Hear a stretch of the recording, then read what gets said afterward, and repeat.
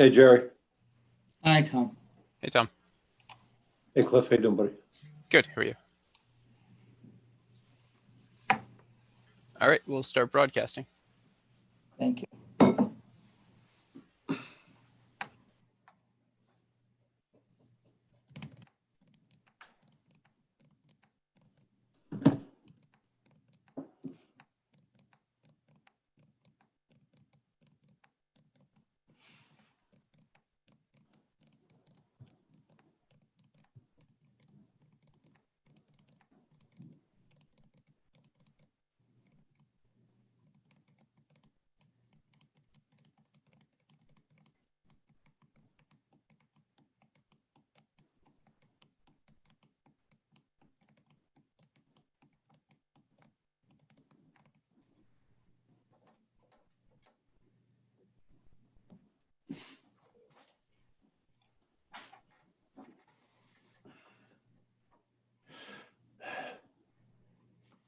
Neil, are you taking notes for me?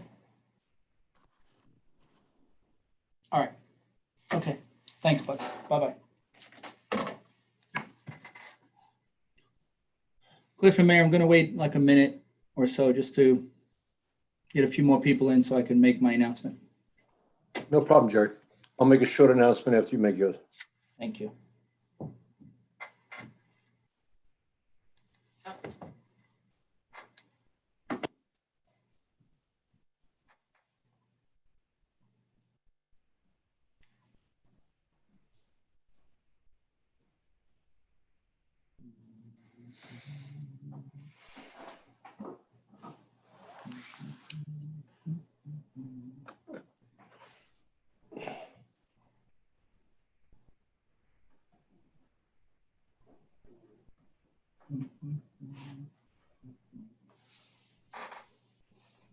Okay. My name is Jerry Barberio. I'm the village manager for the Village of Mamaroneck. Thank you for attending our Village of Mamaroneck virtual public forum for the Police Reform and Reinvention Committee and Plan. We will provide everyone who wishes to speak 3 minutes to be able to make their comments. Each attendee is allotted 3 minutes of time to speak. If you wish to remain anonymous, please edit your display name and replace your name with a set of initials. And if you raise your hand, I will call you by your initials to be able to speak if your hand is raised. If you are calling in on a phone, please hit *9 to raise your hand and *6 to mute or unmute yourself. If you do not want to speak but still want to submit a comment, please visit our website where a form is now available for you to fill out under boards and committees and the Police Reform and Reinvention Committee page. And you can submit your comments to me in writing anonymously, or if you want to provide your name, you can also provide your name. Last meeting, we had approximately 38 people attend our forum. As of right now, 3 minutes in, we already have 40 people in. This meeting is broadcast on our YouTube channel. The Village has a YouTube channel. So if you want to find that YouTube channel, it's VOM space Village in your Google search. And I think it's the third selection on the page when you do that Google search, and you'll be able to find our YouTube channel, the Village's YouTube channel. As I said, we have 3 minutes, and then I will disable your microphone and move on to the next person. We may have an additional public forum, and I'll let the mayor speak about that. But we don't exactly have the date yet set, but we will, of course, advertise that date. Mayor, right now we have 43 people, and one of them has raised their hand. So I think you wanted to say something? Yes, I want to thank everybody for coming and participating tonight. As Jerry pointed out, there will be, we're only required to have 2 forums. We're going to add at least one more sometime in January. The committee is going to decide on what the date at the next committee meeting.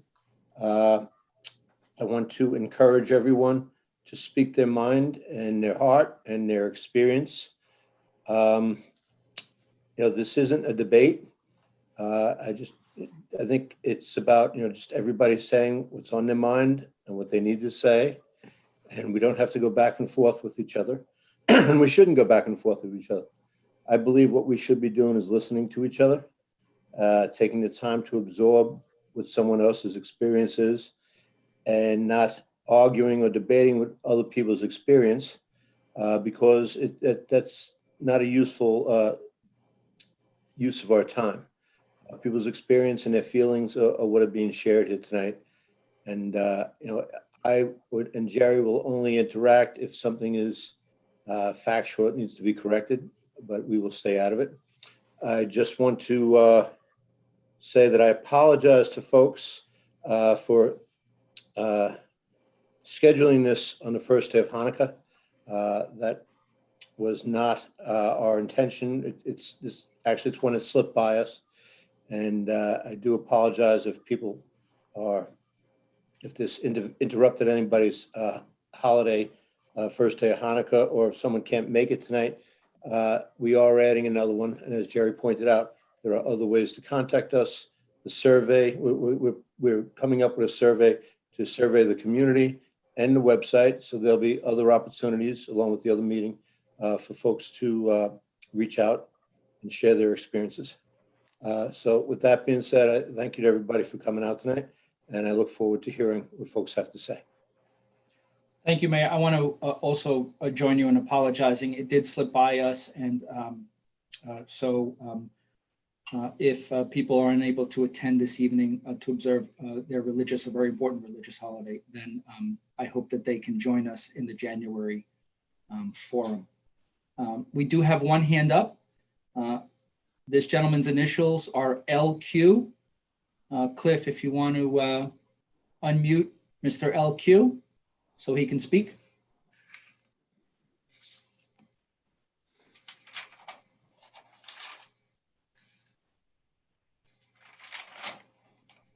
Go ahead, Mr. LQ. You have to unmute yourself. Okay, can you hear me now? I'm sorry for the technology. Yes. Okay. We can hear you. Okay, my name is Luis Quiroz. I don't want to be anonymous. My name is Luis Quiroz. As you know, I have a major lawsuit against the village and the police department against Tom Murphy also. That's pending. We started depositions. I have been a village resident for a Larchmont Mamaroneck resident for 45 years. And I have witnessed many changes in the police department and obviously the village board. I'm extremely upset that Tom Murphy and the board and the group of the board have acknowledged great work by the last police commissioner, Leahy, who I don't want to, this is not opinionated, whose facts and tenure has been detrimental to the progress of the United States and to the village and to the progress of Black Lives Matter. The discrimination from the top down of the police department has caused and had the purpose of making sure that the exodus of middle class and lower income people leave the city. The village is controlled by very rich people at Orienta. And I would like an investigation as to the next police commissioner, who, from what I understand, is not official yet, but it's Sandra DeRusso. I want to know and state publicly that I know many police officers in the village that deserve that title before Sandra. I am concerned, and I have written about this in my book and in articles and as a professor at Fordham University, that the requirements for a police commissioner and for police officers have to change. Certainly higher education and the level of educational expertise is critical. And the selections made with DeRusso, when there are so many qualified people in the police department is horrendous. And it only proves the discrimination and the gentleman's agreement that is going on. In my lawsuit, I am going after with all my vengeance and energy after Tom Murphy and the police department for change of leadership and a change of policy. It's a disaster. Okay, thank you. The next person, right now we have 57 people in attendance. The next person with their hand up, first name is Susan. Cliff, could you unmute Susan? Yes, my name is Susan. I can speak very highly of the police department from working with them for several years in the past, and also through my volunteer efforts in the village. I encounter the police on a daily basis. I've never had any issues with them. I know that they work very hard. They're very professional. They do a good job. I feel that I'm very happy that Sandra is going to be the next chief of police. It's good for diversity for a female to be the chief. She's worked very hard. She's worked her way up the ranks by studying and being professional. And again, you know, I've seen some of the things that have been happening to our police officers lately on the avenue. People randomly curse at them, spit on them, do horrible things to them for no reason at all. I do I love our police department. They've always been responsive and caring and sensitive. Thank you. Thank you, Susan. We have Bill. Bill has their hand up. Bill, Cliff, can you unmute Bill, please?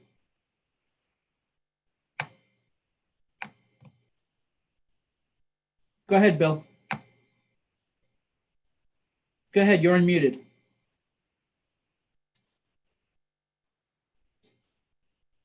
Bill, can you hear us? Just say something so we can hear you. All right, Cliff, we'll come back to Bill. And we have John, who's raised his hand. If you can unmute John. Hi there, can you hear me? Yes, we can hear you. Thank you. Hi.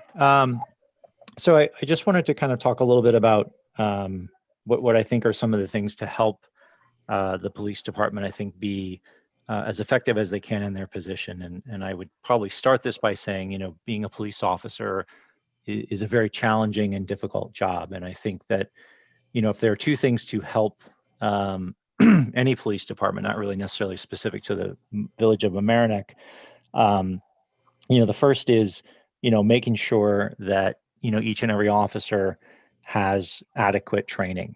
I think this is an area that has been problematic just because of the variety of challenges that police officers face, right? They're frequently thrown into situations where, you know, they don't have any information or very little information going in, and they're forced to make very rapid and consequential decisions. So I would say, you know, if there are any things that we're on the fence about in terms of should we invest or can we invest in additional training, I think we should be erring on the side of ensuring that each and every officer gets that. The second thing I just wanted to add is, you know, I think it would be also very beneficial to look at the department, and I know it's not an enormous department, but to, you know, really look for a mix of, you know, people who are members of the community. You know, one of the things I love about Mamaroneck is it is a moderately diverse community. And I think that, you know, obviously you don't have the scale of something like the NYPD where you have people coming and going, but I think, you know, we want to find a balance of people who, you know, live in the community and really are part of it and really understand it, you know, while making sure that those officers can, you know, maintain a professional distance to what they're doing. It's a very challenging time. I think, you know, I certainly have had, you know, tremendous respect and experience and all positive experiences with the police department. I think that being said, as with any organization, you have to make sure there's a degree of accountability. And so I think that's just something that has been forced into the limelight here, and I think needs to be acknowledged. And the last thing I just wanted to say is, and this I think has been true for years, is that we need to make sure that the police department has a complementary organization to deal with individuals with mental health problems.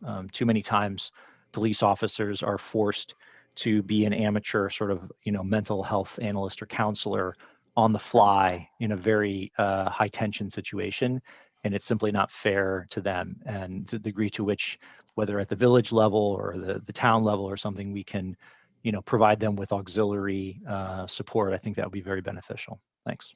Thank you, John. Cliff, let's try Bill again, see if we can't get him to unmute. Bill, give it another try. Just unmute yourself and start talking. Bill, go ahead. Try talking. No, we still can't hear you. I'm sorry, we'll come back to you. We'll keep trying. Cliff, we're going to go to Michael. Please unmute Michael.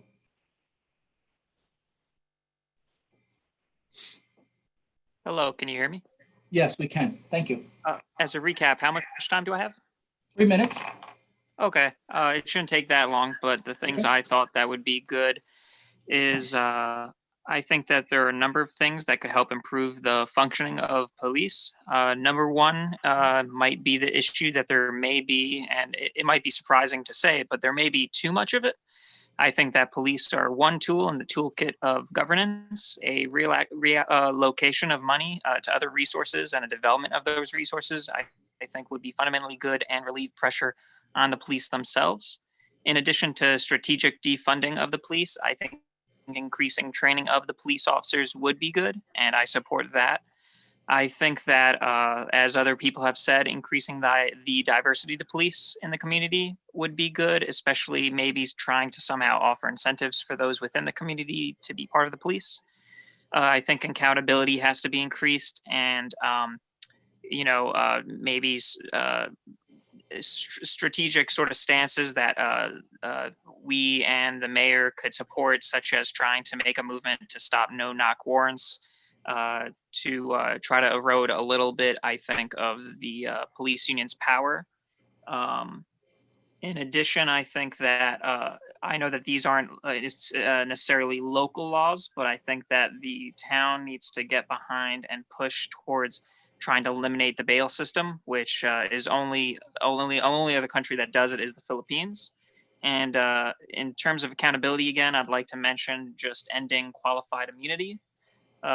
So just to go through that list again, the thing that I think is that we do need to defund the police and refund other sectors of the community. We need to make the police force more trained and diverse. We need to increase accountability. Some ways to do that is to stop no-knock warrants, eliminate bail, and qualified immunity. And that's about it. That's enough for my time. Thank you, Michael. Cliff, let's go to JS. If you can unmute JS, please. Can you hear me? Yes. Hi. So Hi. I've lived in the village for about 20 years now, and the police department has been such a great asset to this village that we live in. I think the diversity of our village has increased over time, as we all know, and I think the diversity of the police department has also increased over time. So I think that they are keeping up with that. And as far as Spanish-speaking people and people of minority, they have that women. We have many women police officers. Applauds to Sandy for working her way up to chief. She really is a great asset to our community, going through the domestic violence aspect of that. And now she's the chief. I think she'll be a great asset to the community for that. I think as far as the kids go in this community, the police are wonderful. My kids went through Mamaroneck Avenue School and did the DARE program, and the officers there were just so instrumental in knowing our children and keeping them out of trouble. And now that they're in the high school, they follow them through the years and they keep in touch in college. It's a great program. So I just wanted to say that I think that our police department is doing a great job. And I think that they are, knowing the difficulties that are going on in the world today, I think they're responding appropriately to that. And I just hope that they continue to be supported by our community. Thank you so much. Thank you, Ms. JS. We have 65 people now at our public forum. I just want to read the instructions once again, very quickly, for the people who joined us a little bit late. Each attendee is allotted 3 minutes of time to speak. And of course, this is on our screen as well. If you wish to remain anonymous, just edit your display name and replace it with a set of initials. If you're calling in, dial *9 to raise your hand and *6 to mute and unmute yourself. If you do not want to speak, but you still want to submit a comment, please visit our website. We now have a form on our website under the Police Reform and Reinvention Committee page, which is available for you to fill out anonymously, or you can provide your name. And I was remiss. I want to thank Cliff Cases. He is our IT director, and he is assisting us in this evening's public forum. The next person is Madeline. Madeline, you have your hand raised. Cliff, can you unmute Madeline?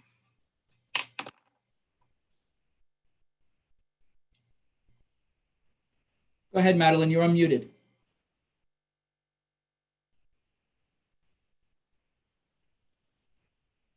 Madeline, are you there? You're unmuted on our side.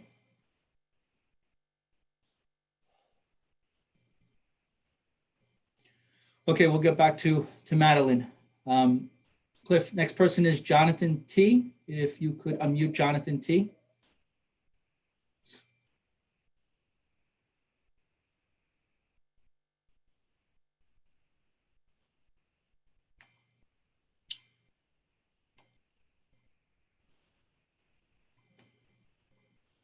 Cliff, I still see Jonathan T as muted on my side here.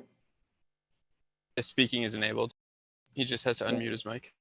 Okay, thank you. Jonathan, you just have to unmute your mic and then you can speak.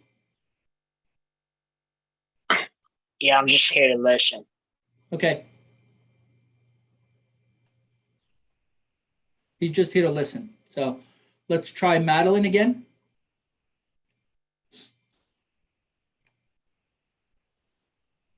Madeline, unmute your mic and you can speak.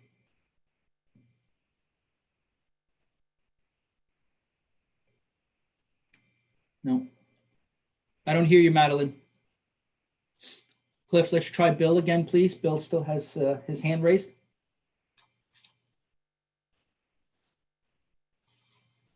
Bill, go ahead, unmute your mic. Hello? Hi, good. Hey, sorry about that. That's okay. I just want to say I think the Mamaroneck police officers are doing a fantastic job. I think the way they function in town with the bicycles is almost community relations in itself. And I agree with training. I think everybody needs more training. Also, when you say accountability, I couldn't agree more. I think there needs to be outreach to the community to remind them how they're supposed to act around police officers when they walk by and spit and give them the finger. You know, these are things that the community needs to come together and say, that's wrong. There's way too much of that. There's way too much of just thinking that the police are these punching bags that they can just walk around and, vent all their feelings. So that's pretty much it. I would say more training because, we live in such a dynamic time, community relations, as well as social media. But I think they're doing a great job and I wouldn't want to live anywhere else. Thank you. Thank you, Bill. Thank you very much. Cliff, let's unmute MF, initials MF. Hey, how are you? Can you guys hear me? Yes. Hi. Perfect. Hey, how are you? I just, wanted to agree with the gentleman that just spoke. I do agree that the police officers could use some more training. Everyone can use some more training. training, sorry. But like the other gentleman was saying, there's only so much these guys can do when, you know, they're being mistreated. I think the public also should be better educated on what they should and shouldn't do when they do come into these situations with police officers. Respect goes a long way. I've lived here for a few years now. I have never had a bad experience. They do the best they can, and they also want to get home safely to their families. That's always their number one goal, is that everybody is safe. So for that to happen, I think both police officers could use the training, but also the general public should be a little bit more educated on how they should react, and, you know, just to try to remain calm, because nobody wants an escalated situation. That's the last thing these guys want. And I think the village is doing a great job at, you know, policing, the community policing. It is a friendly village, and we should try to keep it that way. Thank you, Ms. MF. Appreciate that. Okay, we have another first name, Alexandra. Go ahead and unmute. Hi there. I just wanted to say I appreciate your having this forum and for making this a space to have the voices heard. And I would also just like to recognize that while we claim Mamaroneck to be diverse, I think it's also important to note that the majority of people living in Mamaroneck are white, and that the police are designed and developed to protect white people. I'm speaking as a white person. And just that I think training is important, and also just thinking about the DARE program, which I went through myself as a child in the district, and the discussion of drugs as bad without understanding the conditions that lead people to pursue drugs, without addressing the root causes, and without discussing poverty, and without discussing substance abuse and substance use disorder. Just vilifying drugs, I think, is really important to note, and discussing how there's just a lot of factors at play. And I think it's important to recognize that, yeah, we think of Mamaroneck as like, I think of Mamaroneck as a place where the police protect me, and recognizing that not everyone feels that way. And I'm a white person and I feel safe, and that's not how other people feel. So recognizing our own experiences and how those color our perspective. So thank you. Thank you very much. We have 6 phone call-in listeners. If the call-in listeners from their cell phone or from their home phone want to raise their hand, please dial *9. And if when you want to unmute or mute yourself, please dial *6. Let's give phone number ending in 3626. Cliff, unmute them.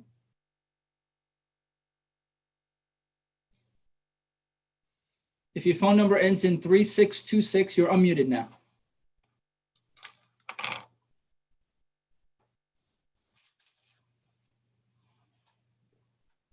Go ahead, 3626.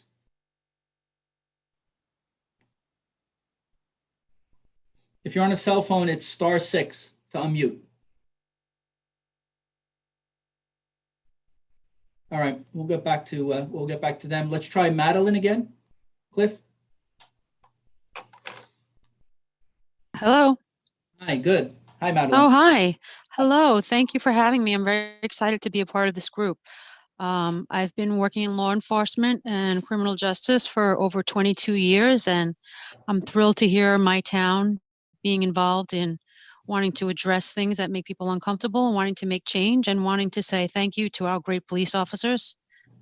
I've seen the Mamaroneck police mostly in town, working with the public, and every interaction that I've seen, I've been proud to be a member of that town and proud of my police. I've seen them be spoken to with disdain and I think that sometimes, especially in this current culture that we're living in with what's been going on in the world, while we do need to address very important things that have been happening, we also have to be careful that this is creating some sort of bias against our police, that we're assuming things about them that just aren't true. And I've seen our unfortunate situations in town that need to be mentioned where a police officer was being kind and helpful and being treated like he wasn't because somebody was having a bias on the way they thought they were acting. So we have to be careful on the judgment and the prejudgment that we might be having on our police right now, because especially in, we're speaking about Mamaroneck police right now, I've seen nothing but kindness, even in situations of, being treated very poorly and judged for the way that they were doing their job, essentially, was really, I was proud to see the reaction. This in one situation that I saw, this young officer was really, it almost was like they were trying to goat the officer into having a reaction, and he remained calm and kind. And this wasn't too long ago, I would say, probably about 2 months ago. And I was really proud. And just quickly before I run out of time, I wanted to address some statements about defunding the police and bail reform. And I think we just really need to look at the facts and the statistics before we decide to do any rash movements, because one of the reasons that Mamaroneck is doing so well right now is because we have an influx of people from the city that just can't wait to get out of there, because crime is through the roof because of the bail reform and the terrible changes that have been made without the research. And does bail need to be reformed? In many cases, it does, because there are unfortunate situations that people that don't deserve to be in jail with bail, it's unaffordable for them to get out, and affects their careers for the rest of their lives. But there are also reasons that we have bail to keep people in place so that they don't get out. Thank you. I'm sorry. Thank you very much. Sorry we cut you off. I appreciate you calling in. Let's try, Cliff, caller ending in 3626 again, if we could, please. If you're on a cell phone or a regular phone, just hit *6 to unmute yourself. Hello? Hi, go ahead. Can you hear me? Yes, we can. Thank you. Oh, great. Okay. I just like to say that I do 100% stand behind the police, because I myself, along with other people, have found them to be very laid back, easy to talk to. They are not intimidating. And I think they come across very professionally, and really something such as defunding the police is not the answer at all. Things like additional training, or even officers of, I don't know, different nationalities like Black, Hispanic, whatever, would be good too. So that way people don't feel like, they're being ganged up against a white officer if it's a Black resident, and it's not that bias, that type of situation. And, like if there's more, officers, Black, Hispanic, whatever, then, it would be easier maybe for them to see, oh, this is what a white officer did too. An officer of color, a Hispanic officer is doing the same thing, so it's okay. And they can understand, because while I agree with a lot of the people that some of the officers were being treated very poorly, spit on, I didn't know that, but maybe treated poorly. It's like if they would, if people would not jump to conclusions, then, and just say, oh, the officer is stopping me because of my nationality or whatever. If they just cooperated with the officers, things could be a lot more civilized. And I don't want to see people playing the race card when somebody gets pulled over or something like that. And, because naturally with any resident, if they feel they're under threat, the officer, they're going to react. And it's just like the race card. It really needs to stop. If, I realize there's bad and good in every profession, but it's not fair to mistreat or judge Mamaroneck officers based on what officers are doing in Ohio or Minnesota. And it's like we should stay focused with what's going on in Mamaroneck.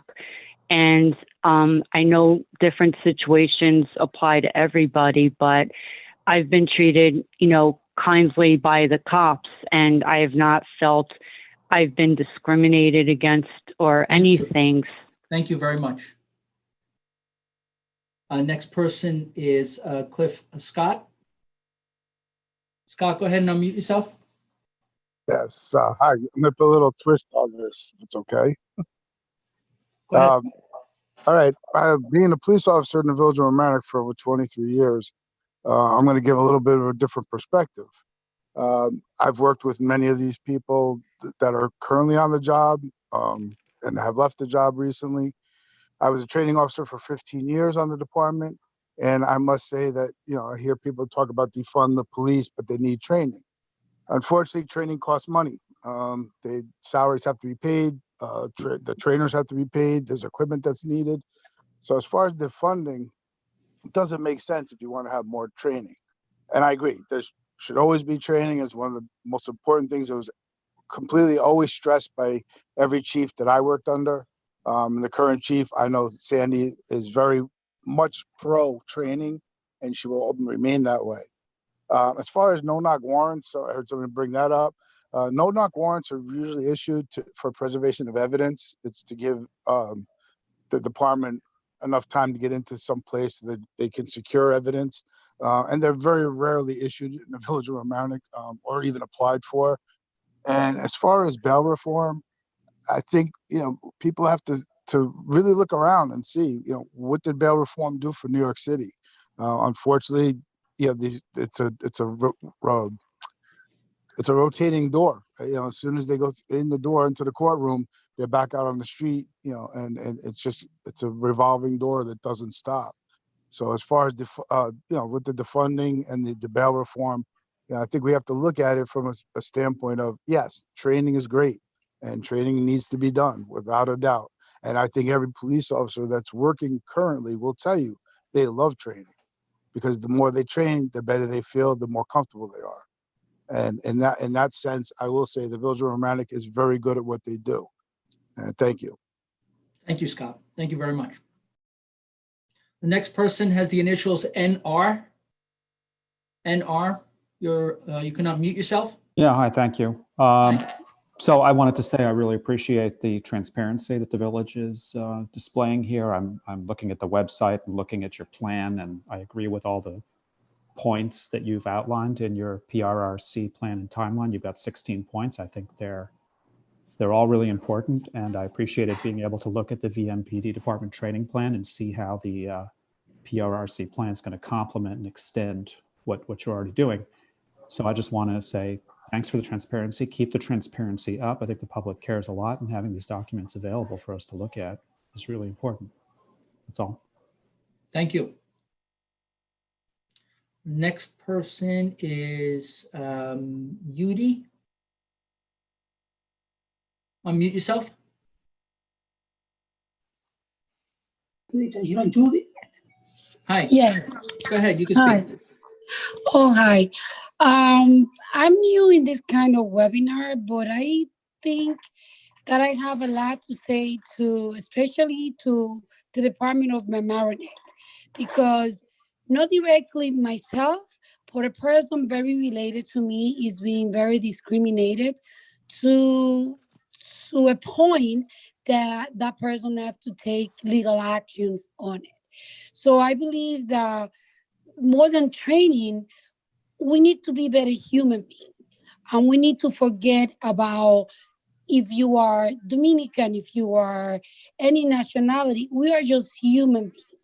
And that's what we forgot every time.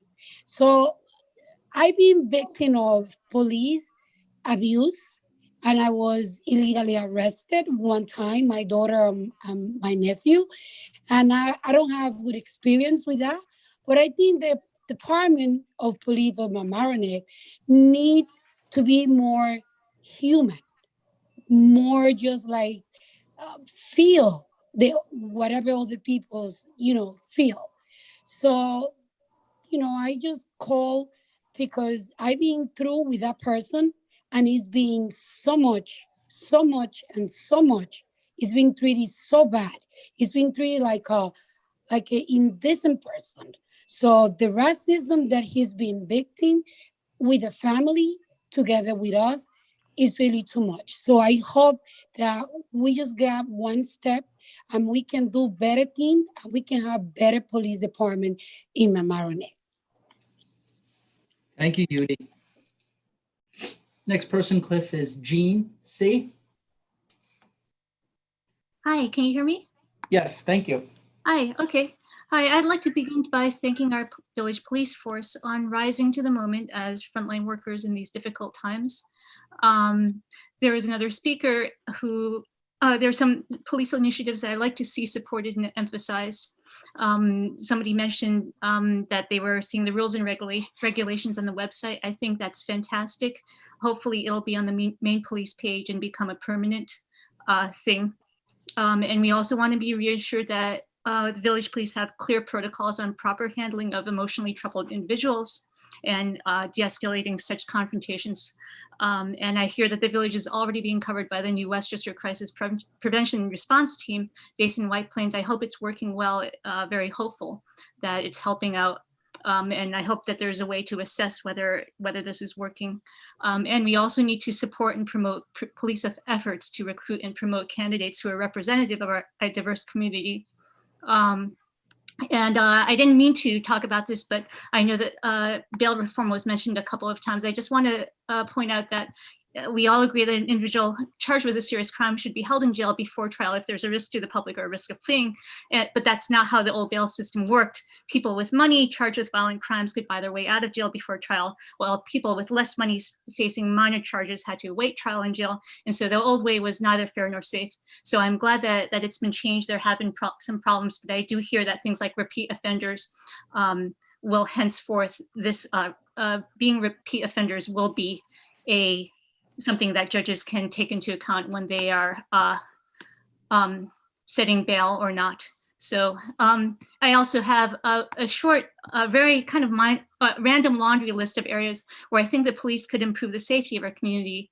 First, until the COVID numbers fall again, I hope that the village police will seek out and issue warnings to scofflaw individuals and establishments who are violating COVID safety regulations.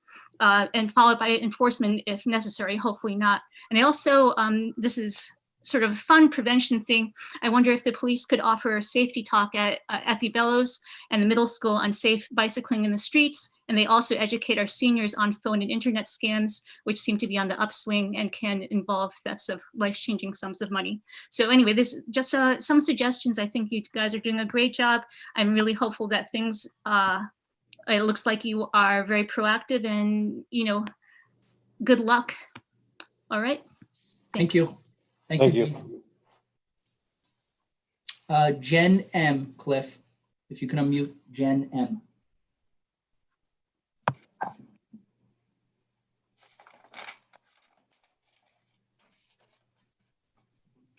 Jen, do you wish to speak?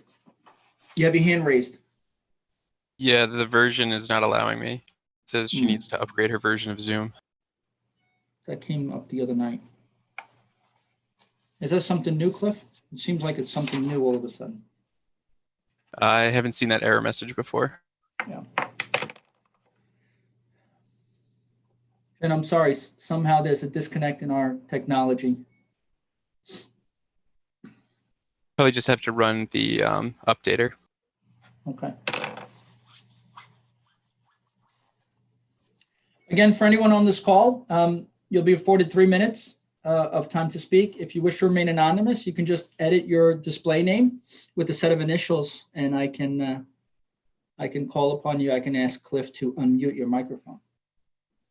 As of right now, we have 61 people in this forum. I do not see any hands raised.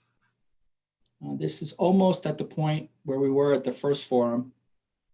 And unless I lost count, I believe we've had 14 individuals speak so far. I may be off one. So if anyone wants to raise their hand, we will unmute your microphone. Okay, I have Rob. Go ahead, Rob.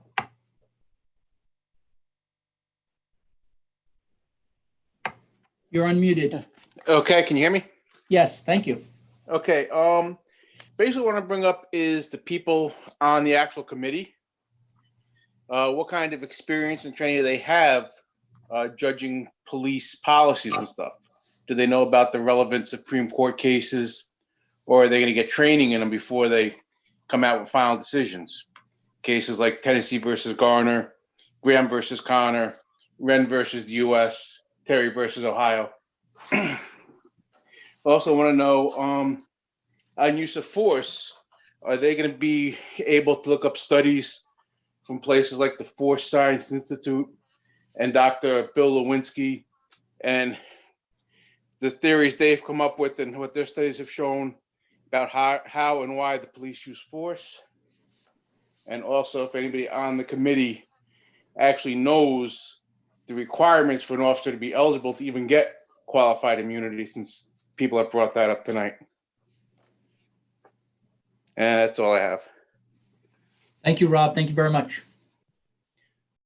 Next person who has their hand raised is Christine. Hi, Christine. Go ahead. How are you? Good. How are you? Good. Thanks for having me on. I really appreciate it. I wanted to just call in. This is an extremely important topic for the village, for the state, for the nation. I was a proud committee, so I know the village well. I have a property there. I reside in Harrison now, though. And I think that it's important for me to get on the record as many of, can you hear me still? Yeah, it's cutting in and out, but it's not that bad. Okay. To get on the record as many this evening that I and many of my friends who reside there have found that the police conduct themselves at all times, in my view, in a highly professional and courteous manner. And frankly, they are well trained. However, given the environment, I think that there are definitely programs. I know the county has one. I work for the county, and at the end of the day, they have very good programs on helping police understand and how to deal with mental health issues, and that has worked well. And I assume that the village will look into that and get that training, you know, for their officers. But by the same token, any effort to kind of defund police, as many have said this evening, in the context of, frankly, some escalating areas of crime. Specifically, my friend's car was stolen. I know there's a lot of break-ins of cars, etc.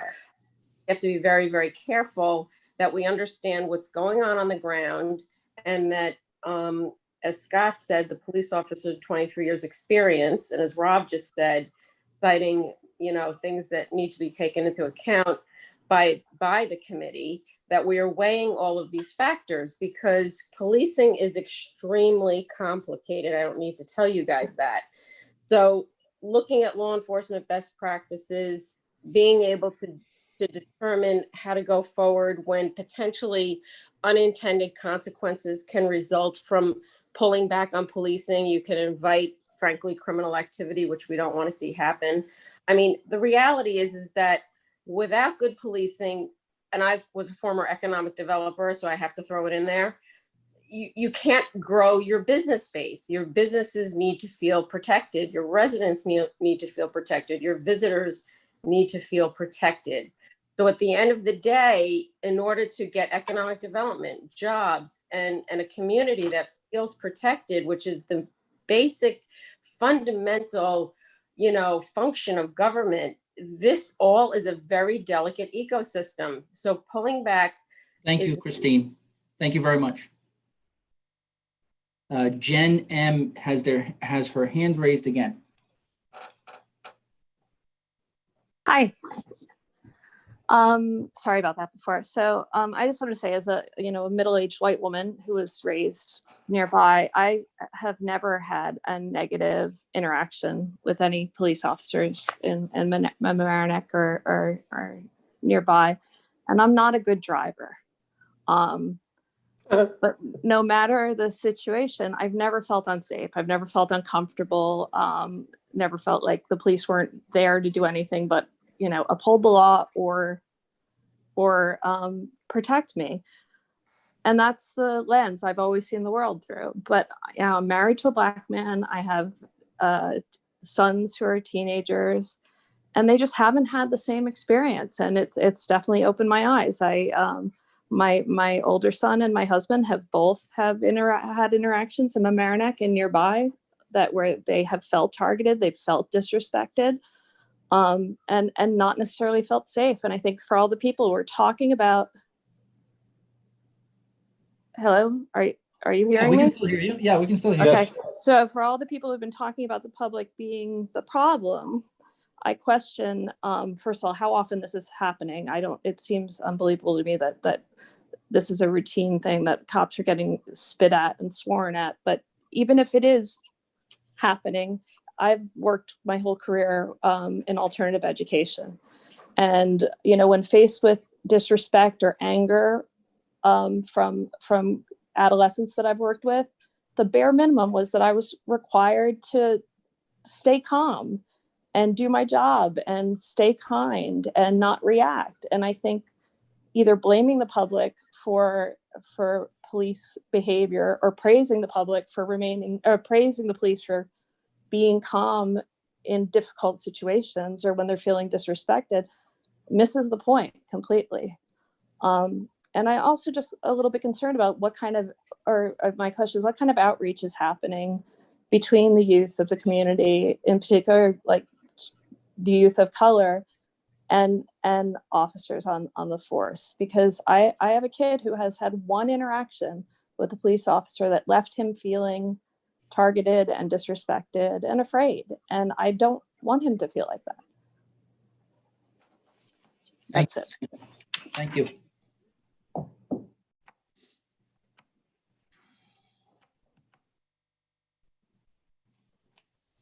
At the present time, I don't see anyone with their hand raised. We will, of course, wait a minute or so.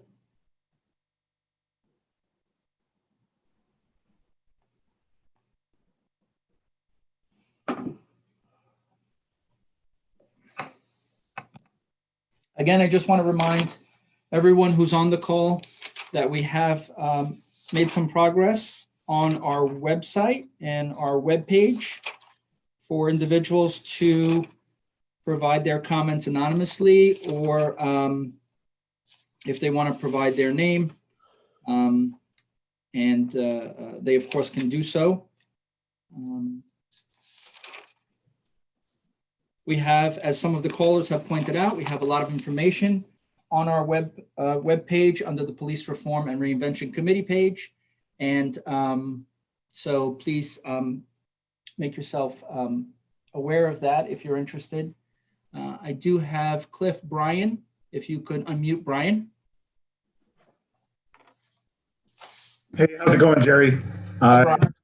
As a member of the committee, I'm just looking over the website right now, and I'm not seeing the survey. You referenced it being up there.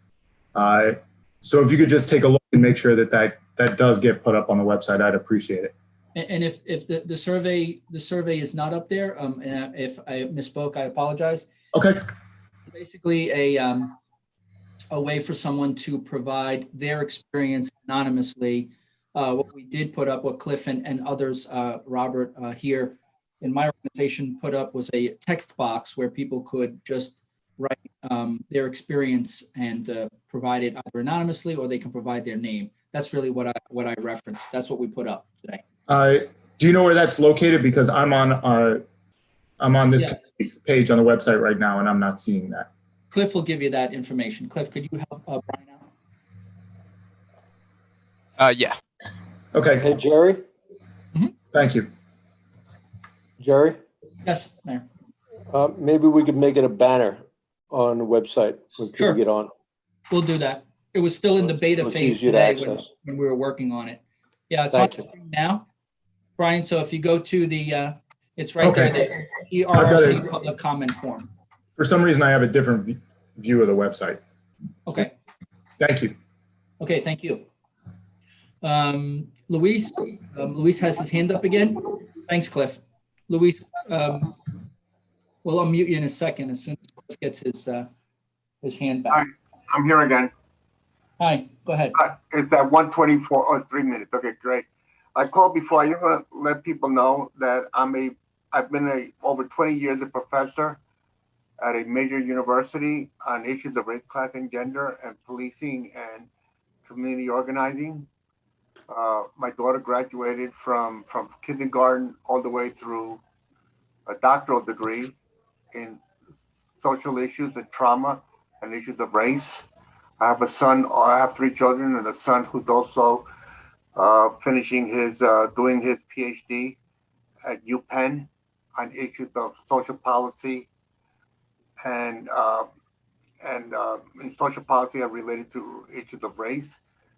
And a lot of these comments are coming in for positive from people that are white. But let me make you aware that education matters. And as I've written in my 2 books, I've authored 2 books, I've written many articles and done a lot of Zooms and professorships on the issues of qualification of police officer. I believe that police officers should have a minimum of a graduate degree and should be paid more. I also believe that it would be a disgrace for anybody to be a police officer that doesn't have at least a college degree. And I also believe that the village of Mamaroneck is dysfunctional when it comes to those selections of who should lead top down, because this is not a community-friendly relationship community unless you're white. And the fences going up, whether it's for the Hampshire Club or whatever, makes it impossible for middle and lower income people to rise to the occasion and survive from day to day. And the police officers that we have patrolling, whether on bicycles or walking around, are ill-equipped to understand, to even have common sense on how to deal with situations. And it certainly is and I'm not only talking about police officers, I'm talking about one particular meter maid or ticket enforcer or parking ticket enforcer. This community is totally out of control. And I'm talking about 45 years with 3 kids that were just about born here and have gone through college, and 2 out of the 3 have PhDs or will have PhDs, 1 already, and the other 1 teaches in a middle school. If you're educated, when you don't bring a car in to tell me what's right with it. You bring the car to be serviced to tell me what's wrong with it. And there's a lot of wrong things with the police department. And having a leader like Sandra is not the way to go when there are many more qualified, good police officers in the village. Okay. Okay, so I see a hand raised, initials TS. Go ahead, TS. Good evening, everyone. I'm Theodora Sal, and I do sit on this committee. I have been asked to ask a question or raise an issue by somebody who asked that I do it anonymously, and I'll try to do it quickly because it dovetails with a question that I have. The following question is not something I experienced personally. I'm asking on behalf of somebody else. Last summer during a school board meeting on July 7th, it was a fairly explosive or dynamic meeting. Lots of biracial Black students and Latinx students spoke directly to the board about their own personal experiences with racism and bullying. As some people left the meeting, the police entered the building.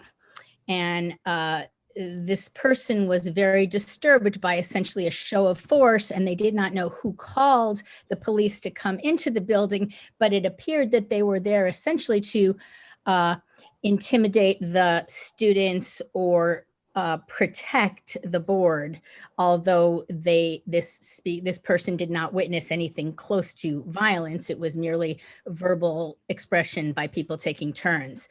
And the second event that they witnessed was during what has been called the camp out by the Do Better Mamaroneck student organization this summer, and that the village police attended, and the event organizers did not call them, but it must have therefore been the school board or school administration who called the police essentially to intimidate or warn the students who were there having a peaceful camp out protest against what they perceived to be unfair and prejudicial policies by the superintendent and the administration.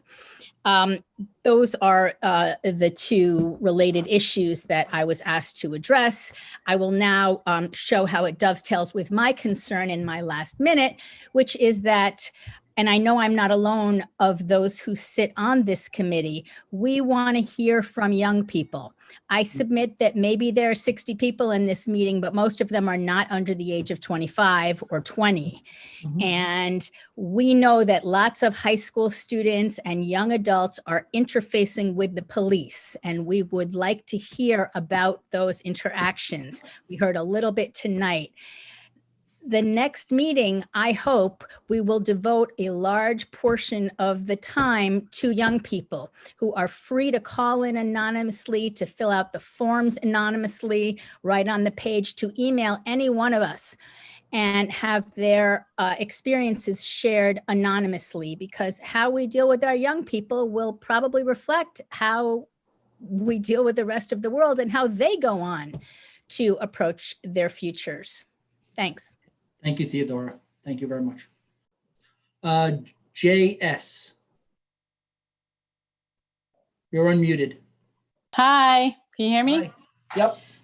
So I just wanted to say in response to Ms. Saul that I just wanted to know how, so she's a member of the committee, but she has been so vocally against the police department on many social medias in the last 2 months. So I know people who were for the police department who were not picked for this committee. So how were these members picked? And if you're going to allow people who are so vocally against the Mamaroneck Police Department as Ms. Saul, I can't trust this committee that is going to, go forward with such to try to prevent things from happening in this community. Thank you. Thank you for your comment. Ms. Saul has her hand raised again. I really only think we should get one bite at the apple, but I tried and I got called on. Essentially, I don't think it's, black or white. And the people who are for the police department, I think it would be unfortunate if one said that they were completely for everything that's being done by the police department at all times. And I think we've had some very articulate individuals say, this is a great department. I've had great experience with them. I really like to hear that they are focusing on training. I really like this idea that our new chief has a plan, because it's virtually impossible that our police department is perfect. And if some of you have followed the history in Mamaroneck, our police department and our village were excoriated by Judge Colleen McMahon in the day labor lawsuit, and subsequent or simultaneous really to that in a William Bratton report about the village of Mamaroneck police. So we have work to do. I am not against the police, and to insist on viewing the situation as pro and against, for or against, it is so narrow-minded and unnecessary. Most of us recognize some need for law enforcement. We want to give law enforcement the best tools possible to move forward. And we can't ignore the time we live in. We may not be Minneapolis, and we may not have had a George Floyd in our streets or maybe not yet. You don't know what will bring that kind of a thing to the fore. But this Minneapolis reduced the police budget by $8 million yesterday to direct those funds toward social service organizations and alternative civil society institutions that can help support the police, but not through a law enforcement direction. What they did not do was fire one police officer. They kept their numbers exactly where they had been. So there's a lot of creative thinking to be done. And I think that Chief DeRuza, while she and I are not always, I'm sure, on the same page, she accepts that we need to improve certain things. One of the things would be, should the police department be policing themselves? Should there not be a civilian complaint board where people could bring complaints about officers, not within the department, but to a civilian department? And just requirements for common courtesy and the way that people are treated, not to mention following the laws. Somebody cited a number of cases, which I don't know whether the village follows the laws of Terry stops and everything else. I haven't looked at it, but please be open-minded. There's room for change. There really is, but we don't need to hate each other. Just let's make some changes. Thank you. Susan, go ahead. I know you haven't spoken twice. Go ahead, Susan. Susan, this will be your second chance if you want to unmute. Yes, can you hear me? I can hear you, yes. Yes, I have to reiterate what the person said before this last speaker. It is concerning to me that this person is on this committee. I have seen several social media posts by this person in the last few months. It was instigating, trying to be divisive. It was very anti-police. And if I myself was not selected to be on the committee. And I think having a law enforcement background would have helped bring some other, to help people understand things better who were on the committee coming from a law enforcement background. And, you know, it's great. You have a new a new group in White Plains that are going to respond to mental health issues. But when have a second or so to decide about how to handle a situation, you can't step back and say, oh yeah, wait, yeah, we have to wait for the group to come from White Plains to come help us. And I really do believe that you should have had more people on your committee that had that law enforcement experience to help bring our experience as police officers for decades, so that you might understand a different situation. It's really great to be in Larchmont in your nice, or the town of Mamaroneck, in your nice fancy house, and judge people who are working but not understand that situation. And yes, every day the stuff is happening to our police officers and police officers around us. The profanity, the disrespect, it is happening. Okay, so it goes both ways. It's about people being not entitled and respecting police officers too, so that they can get that respect back. It goes both ways. Thank you. Thank you. Mr. JW, you have your hand up. Please go ahead. You're unmuted, Jarrett. Yeah, hello. I just want to let you guys know that I don't know if the village manager or the mayor had told you about everyone on the committee, but there's a state Supreme Court judge, there's a JAG officer, there's a lawyer who is a PBA lawyer, or at least a labor lawyer, who does a lot of work with PBAs. So, I mean, this is not an anti-police committee. Okay, I think everybody needs to understand that. The governor's mandate was to see what's wrong with the police department. Okay, and I think that's what you guys need to understand. There's a lot of things that are right with this police department, right with the new chief, and we're working towards getting that better. but it's not to see what's like, it's not a bash the police committee, okay? But if there's something wrong, that's what we need to find out. And I think everybody needs to understand that. And once you understand that and you have criticism that's going to help us move forward, that's great. And Jerry, you're doing a great job. The mayor's doing a great job. I mean, if they I think if the public, the problem is the public has not understood who's on the committee. I think they looked at the public openings, the public meetings. But if they actually looked in and seen who was on it, they would know that this is serious. The Village of Mamaroneck look, I'm telling you right now, I'm the lightweight on the committee. Everybody else is heavyweights. Look, they're not trying to hurt you guys. They're not trying to hurt the police department. They're trying to make it better. And that's what I want you guys to understand that. Look at who's on it. We're in an era right now in our environment where it's either we're for this or for that. We can be both, okay? For reform, for betterment, for our police department, if they're better. That's all I have to say, Jerry. I'm out. Thank you, sir. Thank you very much. Jerry, I just want to add one thing to what Jared said. So when the committee meets, the chief of police is on the committee, and usually another senior officer is also on the committee. So there is police representation. Miss LP, go ahead, Miss LP. Your hand is raised.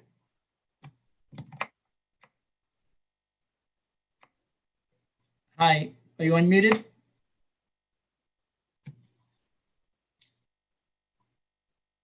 Miss LP, you're unmuted. Go ahead.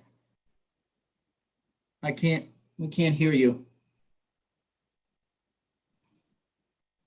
Are you able to hear me now? Yes, thank you. Okay, apologies. Sorry, my phone's acting up. No, I just wanted to reiterate, I don't want to sit here and turn this into the members of the committee that are speaking out, but I do want to assure everybody that there has been a lot of diversity of opinion and a lot of thought that has gone into our conversations. Our meetings have run long and over, and they've been very productive. And I think the diversity of opinion and thought is very important. So yes, it's very important to have people that have police perspective. It's also very important to have people that have perspective from outside of the police, and very important to have people that have a strong diversity of opinion and thought. And I think without that diversity, you're not going to be an effective committee. So just because you don't agree with what everybody on the committee believes or what everybody on the committee is saying, I don't think you should think for a second that not everybody on the committee wants what's best for this town, wants what's best for our police department, and what's best for the people of this community. So, there has been some very heated discussion, but it's all for the best. And so I want, everybody to be assured that there's not definitely one thought of opinion here at all. And we're all coming from different backgrounds and different perspectives. And that's it. Thank you so much. I will, Cliff, ask you to unmute Miss ST, if you could first, before we get to the double and triple callers. Thank you, Jerry. Miss ST. Hi, this is Sharon. I'm also on the committee. And one of my responses really is that I would hope that regardless of what people know of individuals on the committee, because some of you may know some of us very well, some of you don't know us at all, some of you may just see social media posts. Just like in other careers, people will use social media, and that doesn't necessarily represent everybody. And if you want to watch the recordings, you can see some of the conversations that take place. I don't think anyone is completely pro-police, that everything's perfect, or anti-police, that we should defund them. I think we have a mandate, and we are trying very hard to follow that mandate and take it extremely seriously in a truncated time period. We only have a few months, and we only started recently. But for all the people who are here on the phone call, this is part of that transparency, and where we are so incredibly open to hearing your experiences, your questions, and what would you like to see come out of this? because you are representing the rest of the community. And we do want to have another open forum in January. And we hope that instead of 61 people, we hit 100 people. You know, we want to hear comments from everybody, not that there's 2 and 3 comments from one person, but that there's so many people asking questions and giving us input that we run over on time. You know, we are open to that. And I would hope that the transparency alone should be the foundation of building some trust with the community, that you can watch us have our conversations, that you can look online and see the materials, that you have your input here, that more materials will be added as we hear from people and we know what you want, and that it's really important for the entire community to participate to the best of our ability. And for anyone to feel like you can't trust us, I'm terribly sorry about that, but I hope that you will give us a chance and you will participate in this rather than judging us by anything that's extraneous to the group, because we are extremely committed, putting in a lot of time, a lot of energy.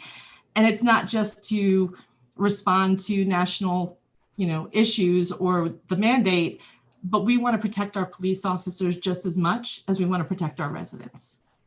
And so I hope that for the rest of the time here, we hear more comments from everybody else other than the committee or those who have spoken. Thank you, Jerry. Thank you, Sharon. Thank you very much. Cliff, we're going to go to Jean C. This would be her second time. Hi, sorry, I'm going to speak slower last time. I thought I had only 3 minute, one bite. I wanted to, you know, listening to, I guess there a different experience that people who are white and people who have not white had in this area. This reminds me, I did have a couple, I am aware of, and I had one experience where I realized that things might be different. There was a time a couple of years ago when I was tabling on Harbor Island for 5 days. And for 4 days, I was sitting with a white woman and everything was copacetic. And for the 5th day, I was sitting with a dark-skinned man, and the police pulled up to just check whether we were doing what we were supposed to do. This was on day 3, so we'd been there every day. And what happened, you know, when we spoke to the policeman, you know, he didn't want to bother us, but somebody called the police on us because I guess we looked suspicious. The other time that I'm aware of was more recently, and I think this was town of Mamaroneck, not village. And it was a young man of my acquaintance who works in a retail establishment on the Boston Post Road. And he was harassed for jaywalking and made to, you know, basically be frisked and had to lie down on the sidewalk, and he was humiliated. But he declined to press charges. He just wanted it behind him. So this is a different, it's not the town, it's not the village. I think it was a town, but it is a different world. One thing I want to point out is that many times it's not the police, but some people in the community who are calling the police on people of the other race, of you know, Black and Indigenous people. And so I think that something, maybe it's beyond the purview of this commission, but maybe if the police could reach out to the community and tell them what you should call the police for and what you shouldn't call them for. Yes, maybe there may be car thefts in the area, but it still doesn't mean that you should call police on somebody dark-skinned who's walking in your community. They're probably just a high school student, you just don't know them. So maybe this is something that the police could educate the community about. I think that they respond to what people ask them to do, and we as the village also need to take responsibility for what we're making them do. Anyway, that's all I wanted to say. Thank you, Jean.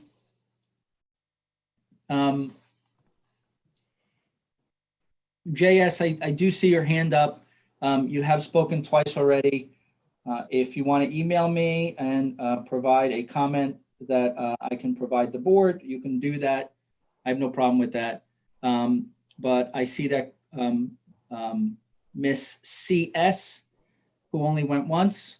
Cliff, if you want to unmute Christine.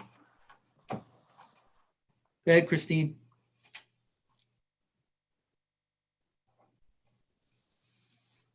Christine, you're unmuted. Give it a try. Okay, can you hear me? Yes, I can. Thank you. Again, I think it's totally legit on both sides. Let's everybody know each other. Maybe what we can do is publish the credentials of the committee members. That'll give some solid to one side. In terms of going forward, I think the bridge here is the training. I think that, I'm white. When I get pulled over, my hands are at 10 and at 2, and I'm very respectful. I don't assume anything because a police officer is trained in a way that everybody else is not, and they're there to protect the community, and their training has to be something that, if you want to immerse yourself, we had a big word in county government, which was immersion. And immersion to what policing does is a laudable exercise. I commend the committee on their immersion. It's a huge undertaking. So thank you for doing it. And I think the bridge is training.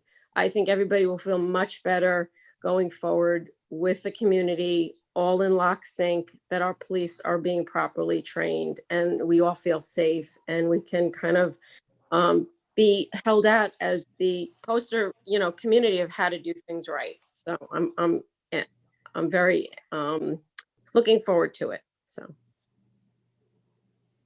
Thank you. Okay, new person. Initials MM. Go ahead, Cliff. You can unmute them. Hi, I'm very new to Mamaroneck, but I do have very extensive experience in Latin America with both police and community policing. And while I agree that training is really important, there's a huge breach that was exemplified just now in the call, which is how we relate to the police, but also how we relate as a community. And for that, training is not enough. And I have a great example of working on similar issues in Colombia, and the police just having the great training, but community being very reluctant to give them a chance. And as silly as it may sound, proximity made all the difference. And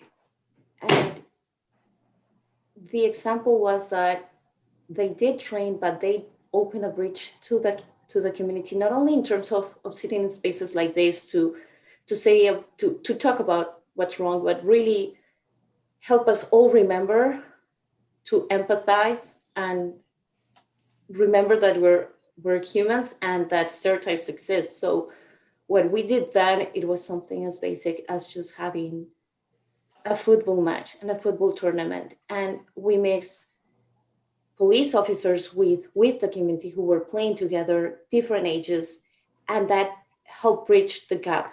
It's an example. I'm not saying that applies to Mamaroneck, and I don't want to sound presumptuous because I really don't understand enough of the dynamics. I'm very new to the community, but changing the mindset, it has to go beyond just training. It has to have commitment from both parties to be open. It has to have communication. It has to be based in building that trust that was discussed and that empathy that may be missing right now, not only because of the incidents, but of an environment created by a case, but also exacerbated by media and social media.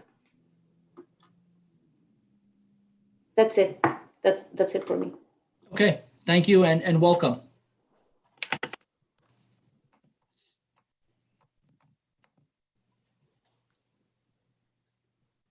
It's 8:23 now.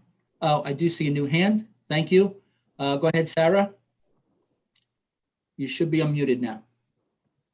Can you hear me? Yes, we can. Thank you. Okay. Hi.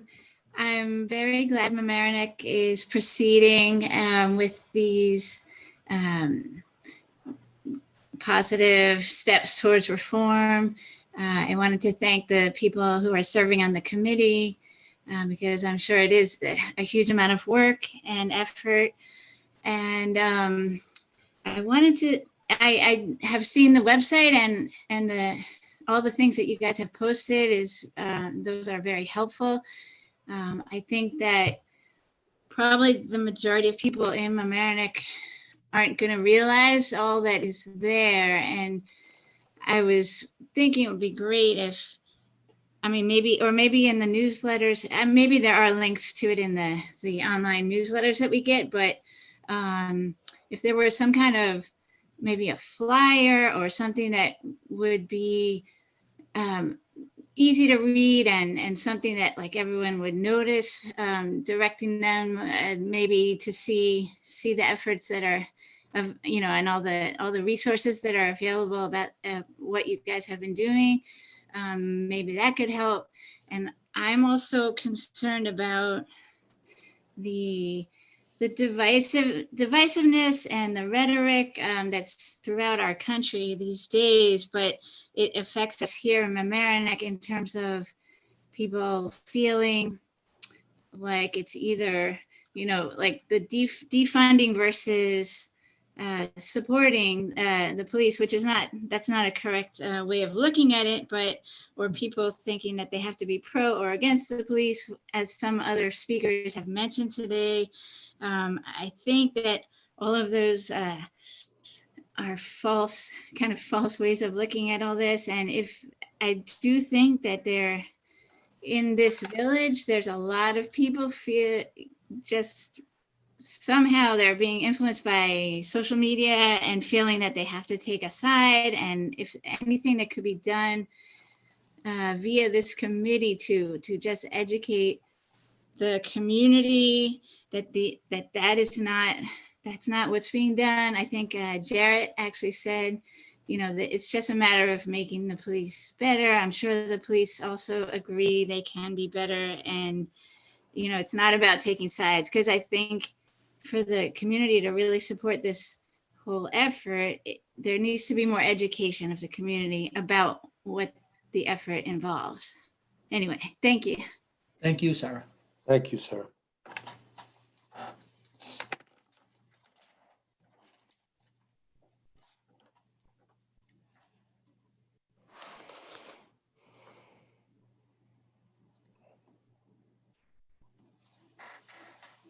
Okay, making a request for callers and attendees who have not spoken. If they want to speak, just raise your hand. If you're calling in from a cell phone, dial *9 to raise your hand, and then *6 to mute or unmute yourself. Okay, we have a cell number ending in 7554. Cliff, if you want to unmute them. That's a home phone. Oh, it's a home phone? Okay. I'm unmuted. Can you hear me? Yes, we Yes, can. ma'am. Thank you. I am calling not to defund the police. I am calling to defend the police. The Mamaroneck police are the best. They help. They're professional. They know what they're doing. We've lived here for almost 80 years. We've gone through many changes in life. The police have always been the people that you go to for help. We defend them. And I think that the respect that is due them needs to come from our community. We see them go out every day. They never know what they're going to face. Yes, it may be a traffic infraction. It could be a murder. It could be something simple. It could be something life-threatening. We need to say thank you. We need to respect them. We need to do our part. This country is changing. Let's trust that it changes for the best. Whatever your committee is trying to do, I hope it's not to reinvent the police. I hope it is to help our community to have the police do more. They are dedicated people. They are not to be disrespected as is going on now. I can't say enough for them. I'm thankful that they are there for us and always are there for us. Thank you for the time. Thank you for calling.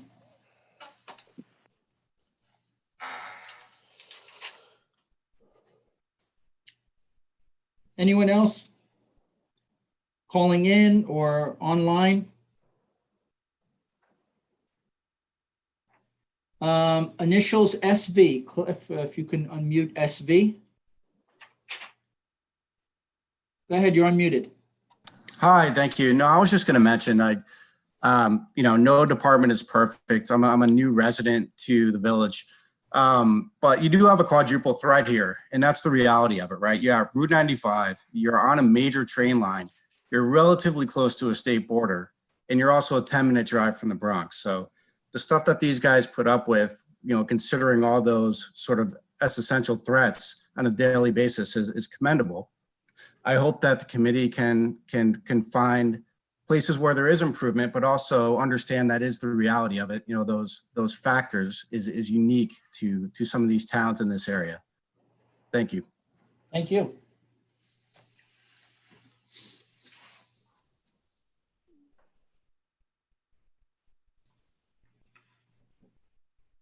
We have about 30 minutes left. If anyone else would like to raise their hand and speak, this could go until 9 o'clock, or I may end it if there's no more interest in speaking and providing comment.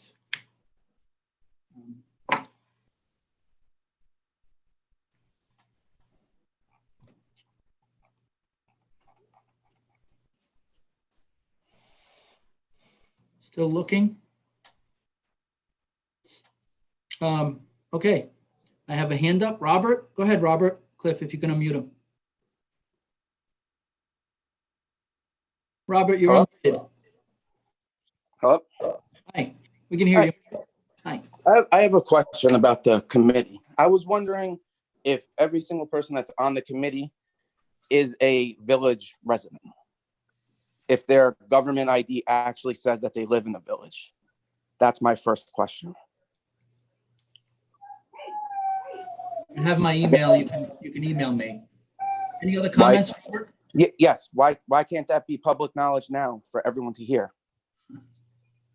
I'm just curious as to if every single person on the committee has shown a government ID that says they are actually from the village.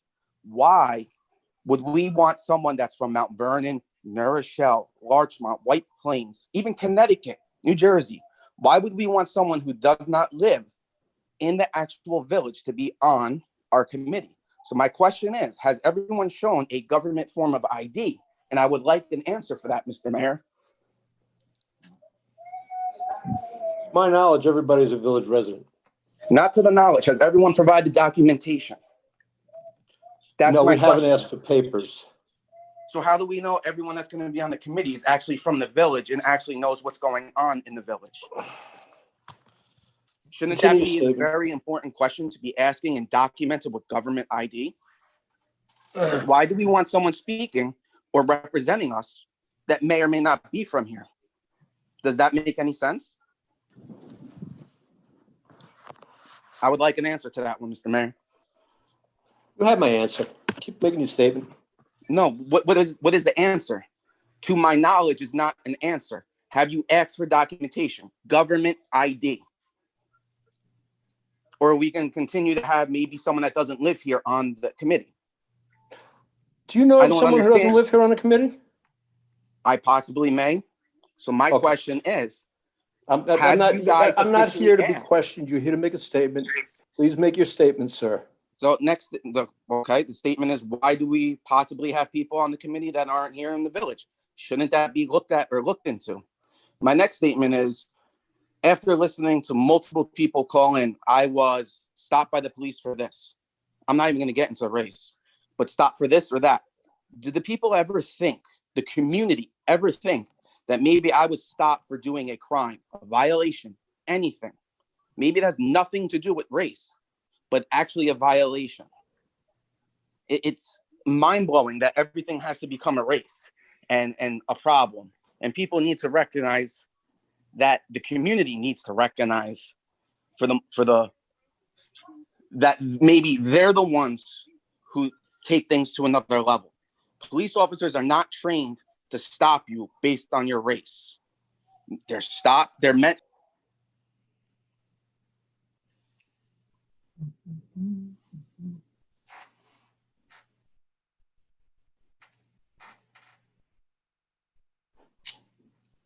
Anyone else have their hand up? If you want to put your hand up, don't forget, if you want to be anonymous, you can just edit your display name. You can use initials or just a first name. That works as well.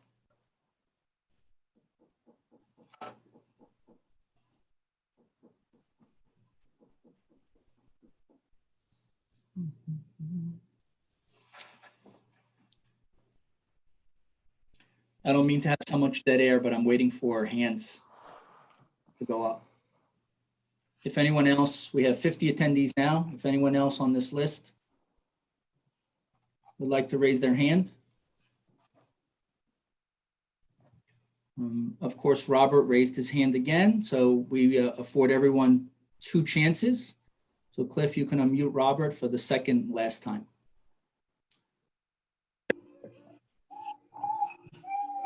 Hello? Yeah, go ahead. We can hear you. Okay, how come I was cut off? Just so 3 I know. minutes. 3 minutes, Gotcha. Robert.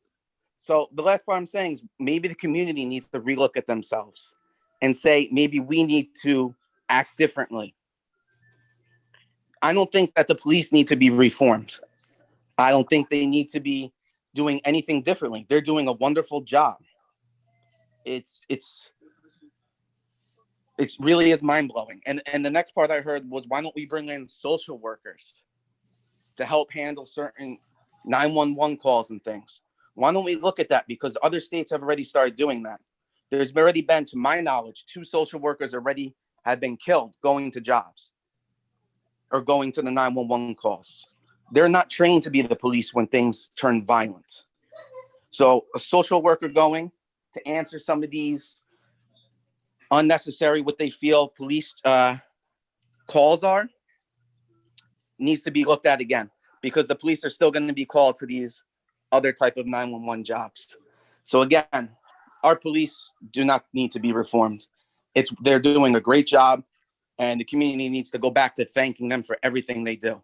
And again, my first statement is, if people are on this board, they should be having public documentation of showing government ID that they live in the village. We do not need people that do not live in the village to be on our committee. Thank you. Thank you.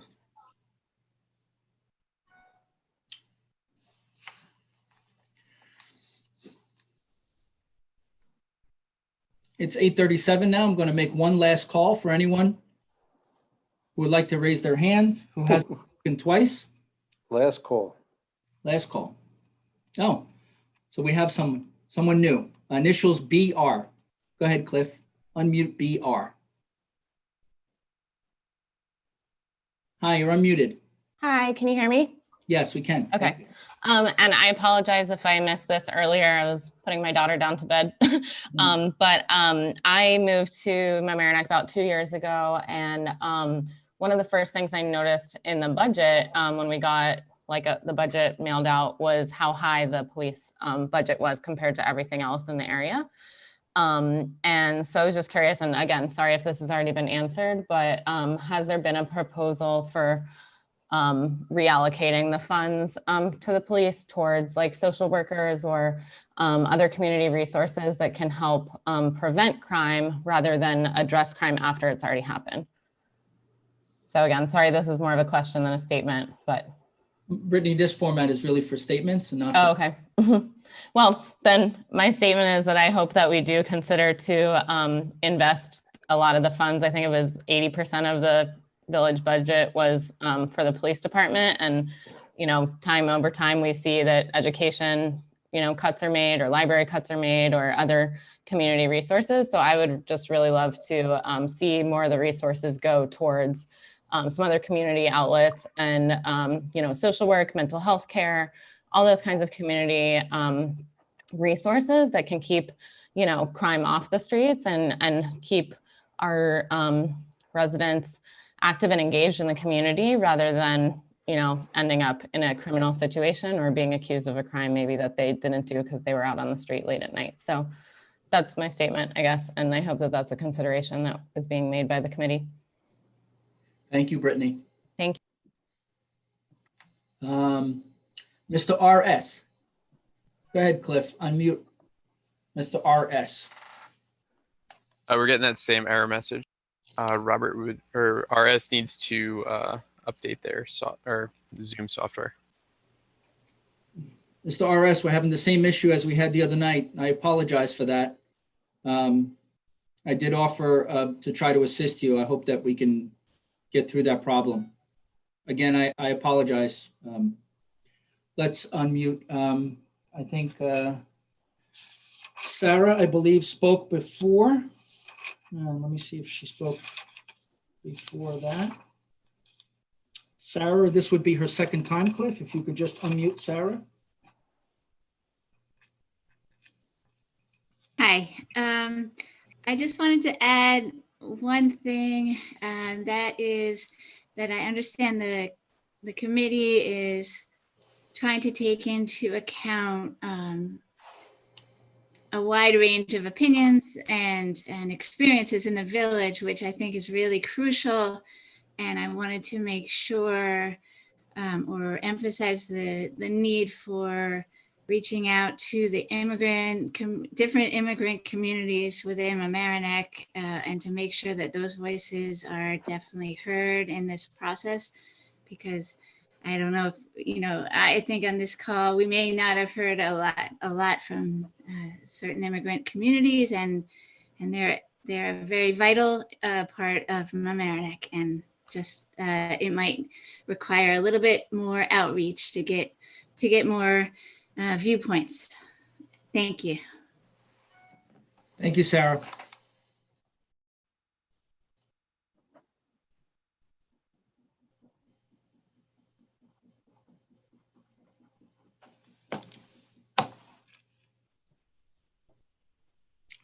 If anyone, this is the last call. If anyone would like to speak, we got 20 minutes left.